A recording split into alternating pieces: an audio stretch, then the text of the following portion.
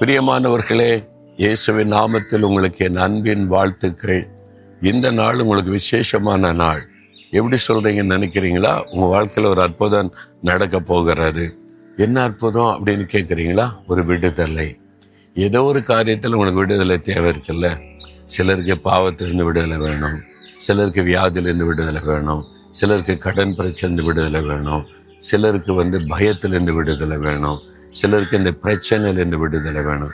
உங்களுக்கு ஏதோ ஒரு காரியத்தில் விடுதலை தேவை. உங்கள் வீட்டில் ஏதோ ஒரு பிரச்சனையாக இருக்கலாம், வேலை செய்கிற இடத்துல, ஊழியத்தில், ஏதோ ஒரு காரியத்தில் ஒரு விடுதலை தேவை. ஆமாம், அது என்னை பயமுறுத்திக்கிட்டே இருக்குது, அடிமைப்படுத்திக்கிட்டே இருக்குது, விடுதலை வேணும். ஆண்டவர் சொல்கிறாரு யோவான் 8:36, இயேசு கிறிஸ்து விடுதலை ஆக்கினால் மெய்யாகவே விடுதலை ஆவீங்க. நீங்கள் அடிமைத்தனத்தில் இருக்கிறத ஆண்டவர் விரும்புவது இல்லை.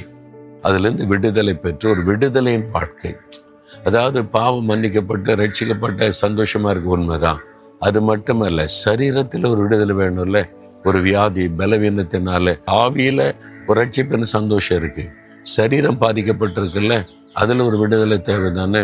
லூக்கா 13 கர்த்தரை விசுவாசிக்கிற ஒரு விசுவாசியான ஒரு பெண் ஆலயத்துக்கு வந்திருந்தா. ஜெபாலயத்தில் அவளுக்குள்ள ஆண்டவர் மேல விசுவாசம் இருந்தது, அன்பு இருந்தது, சந்தோஷம் இருந்தது, அந்த விடுதலை. அந்த சரீரத்தில் 18 வருஷம் கூனியா இருந்தா. ஒரு பலவீனப்படுத்த ஆவி முடக்கி வச்சிருந்தது. இயேசு விடுதலையாக்கினா நீ வாசிக்கிறோம்ல. இப்போ உங்க சரீரத்தில் ஏதோ எலும்புல பாதிப்பா இருக்கலாம், கண்ணில் பாதிப்பா இருக்கலாம், உங்களுடைய உள் உறுப்புகளில் ஏதோ பாதிப்பு வந்திருக்கலாம். அது உங்களை பாதிக்கிறது, கஷ்டப்படுத்துகிறது.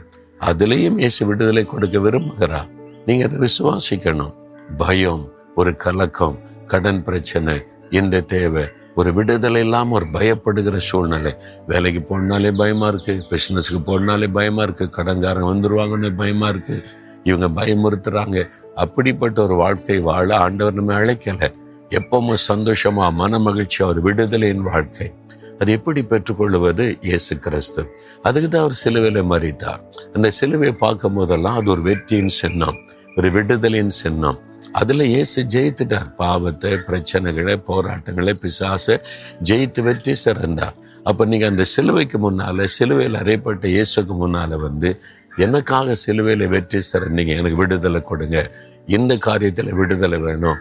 நீங்க ஜெபிக்கும் போது கட்டாயம் விடுதலை உண்டாகும். அந்த நோய் மறையும், இந்த பலவீனம் மாறும், அந்த பயம் விலகும், குடும்பத்துக்குள்ள மாற்றம் வரும். இன்றைக்கு ஒரு மாற்றத்தை, விடுதலை நீங்க பார்ப்பீங்க. நீங்க விடுதலையா மன மகிழ்ச்சியா இருக்கீங்களா? யோசித்து பாருங்க. ஏதோ ஒரு காரியம் பாதிக்கிறதில்ல, அதுல விடுதலை பெறணும். அதுக்காக இப்ப ஜெபிக்கணும். உண்மைதான், எனக்கு இந்த காரியத்துல விடுதலை வேணுமே சொல்றீங்களா? இருதயத்துல கை வைங்க, கண்களை மூடுங்க. இயேசுவே, நீங்க மெய்யான விடுதலை தருகிறவர், எனக்கு இந்த காரியத்துல விடுதலை தாங்க.